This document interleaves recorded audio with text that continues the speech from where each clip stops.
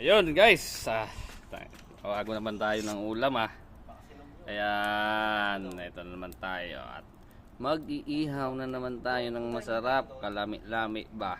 Ayun guys, tawago naman tayo ng ulam Ayan, ito na naman tayo at mag-iihaw na naman tayo ng masarap, kalami-lami ba. Ito talagang pinaka-the-best na ulam. Pag ganito ulam, tapos may beer, ano pa? Pas muna tayo sa mamaya-maya na lang. Sarap. Oh, luto na guys. Ano pa inaantay nyo? Ilabas nyo ng isang bahaw. Taob na naman ang bahaw. Yun. Finish na. Walang tatalo talaga. Walang tatalo sa ihaw ng Pinoy. Sarap.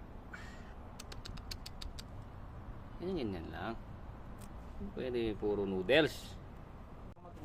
Ayan na boys. Finish na.